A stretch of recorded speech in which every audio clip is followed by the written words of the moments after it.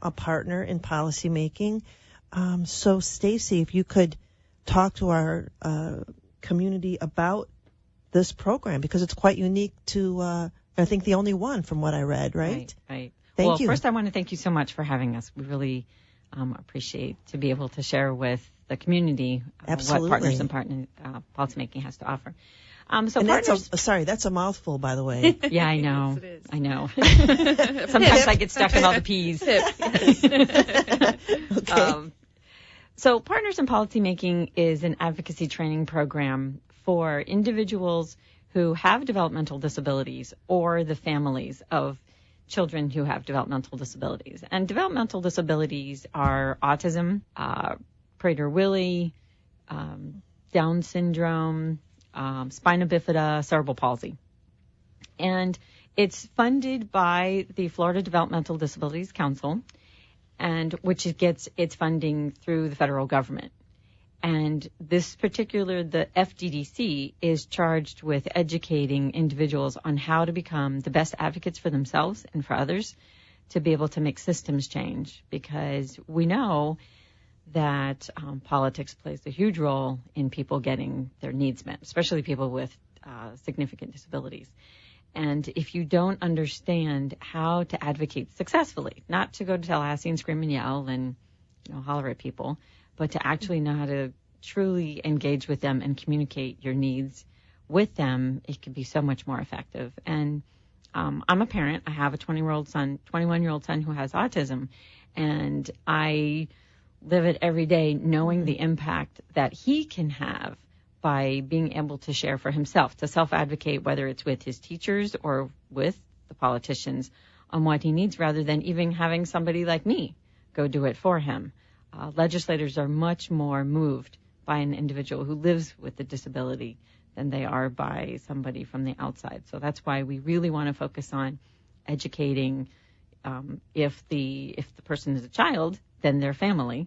But if they're an adult, then we want to train them, regardless of what their cognitive abilities may appear to be, but to be able to advocate for themselves. It's much more effective.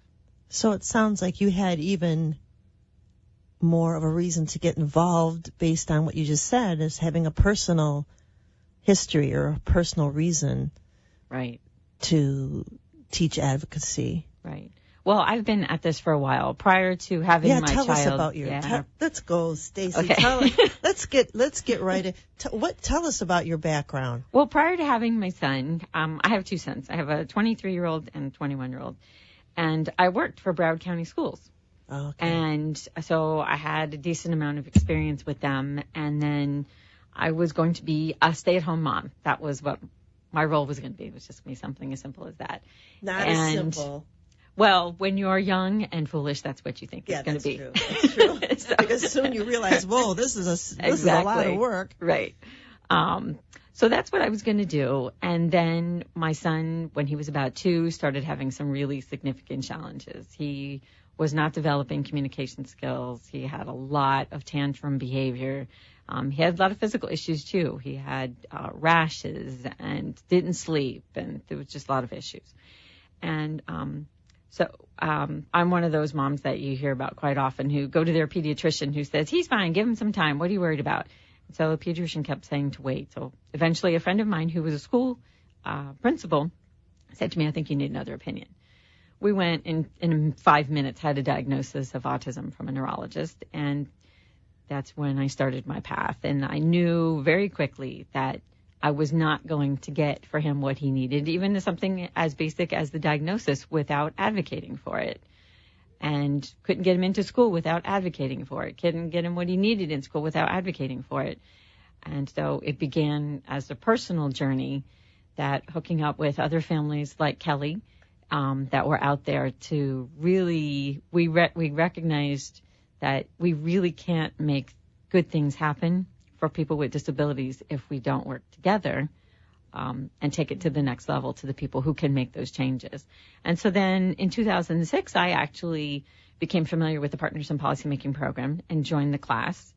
And so that was the year that I graduated. And through the program, I recognized the huge need throughout our state, because it is a statewide project. People come from all over all over Florida. So Florida funded. However, the program is in all 50 states get funding to do it. Some states do a better job at it than others, but it is throughout. It's a federal grant.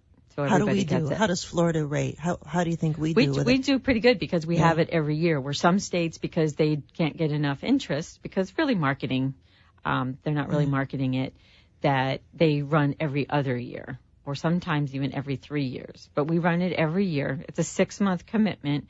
So the people who are accepted into the program, it's 1 weekend a month for 6 months. Right now it's in Orlando, but we're talking about expanding it so that it would be throughout the state at different satellite locations. So we would be able to tap into more individuals to participate. You know, and when I think about it, 20 years ago, I don't know, how old is your child, Kelly? My child with autism is 11 now. 11. I have 2 other children. I have 2 older daughters. One is almost 20 and one is almost 17. And then my son with autism is 11. Yeah, so if you think about where Stacey's at 21 years ago, I don't know if it was as prominent, because now autism is a hot button. It's a disability that it's getting attention and maybe more funding. The awareness has come a long way. It has come a long way. We have a long way to go in educating the public in many areas, but it's definitely come a long way. Yeah, my son was kind of like at the beginning of the wave. Okay. So like if you look at statistically the school systems in the state of Florida where the numbers are, it really began with the kids who are now graduating out, because children with disabilities can remain in the school system until the year they turn 22. So he was really at the beginning of the big wave. Mm-hmm. And then between the kids who are 21, 22 years old and the kids who are, say, 12-ish, there was just an enormous influx at that time. And, I mean, just when he started school, I think we had 1,200 kids in Broward County schools with autism, and now we're up to 5,500, I think. I think Gary told me 5,500. Yeah. So it's growing. And those are only kids in the public school system. There are many parents who choose to homeschool their children, put them in private school, put them in charter systems. And, I mean, obviously that identification is very important because you want to, let these children have the services that they need to get, but it also creates quite a difficulty because there is a limited amount of resources, obviously. And so it becomes a big problem in serving all of the children that need all kinds of different services within the school system and at large. Yeah, and probably training teachers. I mean, yes. How can they possibly, or maybe that's the wrong question, know about every disability and every issue and with every child? Well, I think that one of the big main issues for partners is the issue of inclusion. That's what I wanted to ask you, yeah. So, on that subject, if we're talking about inclusion, which is very important, partner's message in every aspect of life when it comes to education, transportation, housing, all of those different things that, are life necessities, it becomes a big problem, like you said, with teacher training, because when you want your child included with other children, which they should be in a school setting, and to be a part of that school community, it is a very big difference when you're educating a child with autism and you're educating a child without autism within the same classroom. So there's a lot of different best practices and different educational methods that teachers need to understand how to work with these children. So it does become a big issue, and that's our big problem right now in our schools, is that these teachers need to be exposed and to be trained in these different methods of teaching children with autism and other developmental disabilities as well. There was a change in the law about 2 years ago where teachers are now required, when they go for their recertifications, to have a class on disability. So it's a crack in the window a little bit where the light is coming in a little bit better than it was before. But there are more and more children every year, not just with autism, but with all developmental disabilities. And when you look at because the inclusion is certainly the prevailing message across every subject that we cover in the Partners in Policymaking program. And like Kelly said, no matter where you are, whether in school or you're employed or you're out there in the community, we want full inclusion. to the level of whatever the person chooses to be, how they choose to be engaged in their community. We don't want to force anybody into a situation that they don't want to be in either. Something that I hear quite often when we talk about inclusion is, and it usually is a parent who might say, well, what if my son or daughter chooses not to be included? What if they like the segregated setting? And it was interesting because last year one of our speakers, because every month we have a different speaker, and they are nationally recognized speakers, so that's another really great part about it. It's not me preaching to the class. These are experts in their specific topics that they're covering. And so one of our speakers last year said to somebody who brought that up, that's true if you've had enough experiences to actually make a choice. But when your choice is, say, live with mom or go live in a group home, they might choose go live in the group home because who wants to live with their mother their entire life? But if their choice is live with mom, live in a group home, live in this community setting, live in semi-independent setting, live in a supported living setting, if you have different experiences, you can make an educated decision then, not just which one do I like better or hate less. Right, and there's of course not one answer for everyone. Exactly. So that's, we really believe in choice and allowing each individual to make their own choice. But choices can only come through experiences, and so we want to be able to make sure that people have the experiences in order to make the best choices that they can for themselves. And when you just look at inclusion, if nothing else, you can consider how long do you spend in school? Most people, they're done, even if they go to college, they're done by the time they're like 24, they go to college. But you spend the rest of your life being an adult in your community. And so why would it make sense that you're in a segregated classroom in school when the day comes where the bus isn't coming anymore and you're going out into the world and there is no more of that pseudo, environment? It's the real world. It's working in Publix and Walmart and the library and wherever it is that you choose. And that's not segregated. So we cannot adequately prepare them for an inclusive community if we're segregating them in school. Well, on that note, we will take a quick break and be back with Stacey and Kelly. Thank you so much. This is Kara Zimmerman, Spirit of Giving Network, and we are here today with Kelly and Stacey talking about partners.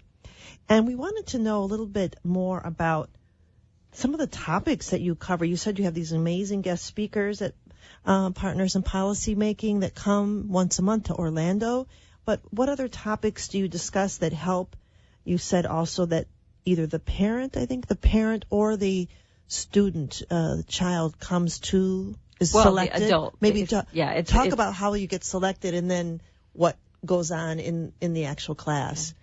Well, for the selection, even though we're held in Orlando right now, again, the Florida Developmental Disabilities Council fully funds the program. So say you lived in Key West, they would pay for you to be able to get there to Orlando and for the hotel. So it's fully covered by the DD Council, which is fabulous. That is. And so I don't want people to think that just because you don't live in Orlando.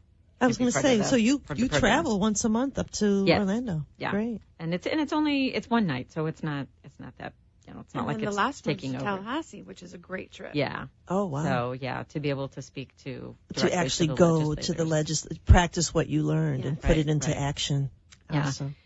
So, so we can, you do that, but when you apply, there is a process. Your application goes before a review committee, and they look at them very carefully. There's not, though, something specifically that, you have to have this or you have to do that in order to be accepted, because we really do try to get a broad scope of the students. So, for instance, we were reviewing them last week, and, we have a mom who has a child who's 6 months old. And then we have others who have kids who are in their 30s and 40s. Right, and even a couple of grandparents. Right. So it's very broad, and the one thing that you do that is a requirement, because it is the DD Council, is the person has to have a developmental disability. So unfortunately right now we don't cover things like ADHD because that's not a developmental disability. There are other organizations out there that support those individuals, but not so the it's DD either Council. the person who has a developmental disability to come and learn how to be a better self-advocate and be involved in the community, or a family member of somebody, particularly typically it's a parent or somebody who's very close in advocating for that child, to come and participate in the program. Yeah. So how do people find out about the application? What is the website? Where do they go to apply? Well, it's fddc.org. Okay. So they can go on there and just click on the link that says Partners in Policymaking. And we also, if anybody wants to take a look, we do have a YouTube channel. So you can go on and just look at the Florida Partners in Policymaking YouTube channel. And you can see some videos of some of the stuff that the students did last year. And so that's we just started it this past year, the YouTube channel. So it'll be growing as we move forward. It's a fantastic, enriching experience. It really is. There's such a diversity of knowledge that you get, and it just increases your confidence level to be able to go out into the community and advocate and spread the word throughout the community. I mean, there's such a diverse population that participates, which is so wonderful because we all are able to learn from each other. You kind of bond with your graduating class by the end of it. I was going to say, you probably, the parents that are there, yes, you probably build lifelong, because you understand each other. You do. We have a little private Facebook page for our graduating class, and so we keep in touch and we share information, and you learn so much from the different people who are dealing with, all kinds of different exceptionalities and things throughout the community. So it's very empowering. And the nice thing, too, is that in Florida we have over 500 graduates of the program. And so when there are certain important things that are happening in Tallahassee, we have people that are out there on the ground that we can kind of work together with to say, okay, we've got this piece of legislation coming up. We need you guys to write some letters or contact your legislator, go have a meeting with them in their office when they're home. Because you don't have to travel to Tallahassee to talk to your legislators. They all have their home offices. And actually, it's the best time to talk to them when they're home because they're not stressed out over getting to a committee meeting or having to read a bill. So really, that's the most effective time to go in and talk to them from your heart and let them know what it is that you need, and sometimes reminding them that they have their job because of your vote. And they are there in Tallahassee to service the people who are their constituents. And sometimes politicians need to be reminded that that's why they're there. And because democracy will work, but you have to exercise your rights to make it work. And when people don't, then we get ourselves into situations that we'd rather not find ourselves. Right. When we're a community, being the United States, a community that isn't educated about the issues, and vote on false narrative, then you have a problem. Well, even understanding the process, and that's one of the things that we cover in the Partners program. I was just speaking yesterday to a gentleman who's going to be new to, as far as our training cadre this year, and he lives in Chicago, I believe, and he's going to be coming to us. He does federal legislation, lobbying and training, and so he's going to be explaining to the class the entire federal legislative process and how things become laws and how every individual in this country has a voice in what happens in both your state capital or in the national capital. And I think a lot of us become a little jaded in thinking that our voice doesn't matter. But what we try to teach in this program is your voice does matter. You just have to understand how to make it matter. That's brilliant. And what are some of the other things that are topics that the student, is that what we call them? We'll call it the student. We call them partners. The partners, okay. Right. What are some of the partners learning in policy making? What are some of the topics that you provide to them over that 6 month time? It's broken down into each weekend, covers a different topic. So our first one is the disability movement, because, it began with the Americans with Disabilities Act, where countless numbers of individuals had to fight for everything, every single thing, curb cuts that everybody takes granted for, so that, like, even your stroller, so you can get it up the curb cut. Well, those were put there because of the Americans with Disabilities Act. Hearing the little bing on an elevator, that wasn't just because somebody wanted to hear a bing. That's for people who are visually impaired so that they know that the elevator is arriving. So That whole weekend teaches us about the disability rights movement and where it came from and how it's very much a civil rights issue, although a lot of times we don't think of it as that. So that focuses pretty much on the history of it. And then we learn about assistive technology and how use of technology can help people who may not be able to verbally communicate, to communicate through other means. And we learn about educational rights, inclusion, rights to inclusion, health care. Health care is a huge issue for people with disabilities. So how to access and advocate for appropriate health care. And, of course, the whole legislative process, we learn how to do that. Advocacy, inclusion, transportation, and how transportation is not so hot for people with disabilities as well, because a lot of people with developmental disabilities can't drive, but yet they should still have access to other types of transportation. And there's employment rights and how to help a person with disabilities navigate through finding a job, going out there and networking to be able to have the opportunities available to them, that they have a right to have certain accommodations put in place for them to be able to participate in the workforce. And also assisted living, the different options that Stacey's discussed earlier about, different living options as they become an adult. So it's not only advocating for your child in the education setting, but then throughout their life in like she said, in healthcare, employment, living, transportation. There's so many different aspects of life where you don't think about the little intricacies that have to be really well thought out in order for them to navigate, through the world, because they need those accommodations in place. Right. And I know that some of the topics are just more broad, like inclusion. That one kind of covers all the different areas. That's why it's really pervasive through all the different topics that we cover. But, if you think of all of this as civil rights issues, and you think back to the 60s when we were dealing with civil rights based on race and all the challenges that they had to, come through, and they're still trying to come through those. Our community of people with disabilities are faced with many of those same challenges, wanting to put our kids in different classrooms, wanting us not to have access to certain types of public transportation. Not being included in things like school field trips or different clubs in the schools. Now, that's not a situation that happens in every school, but it does happen. It's an administrative issue. So the parents and people with disabilities need to understand their rights and what they should be able to be included in, like every other child or every other adult in our community. Exactly. And then, like Kelly said about the to do with employment, we don't want the only option to be sheltered workshops, and we want them included with everyone else. Thank you for educating us. It's so important. Partners in policy making, continued success. Thank you for the work that you do to help so many.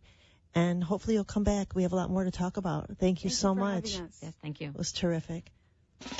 You've been listening to the Forum for Nonprofits, presented as a public service of the Beasley Broadcast Group, hosted by a representative of the Spirit of Giving Network. To volunteer for the Spirit of Giving Network, call 561-385-0144.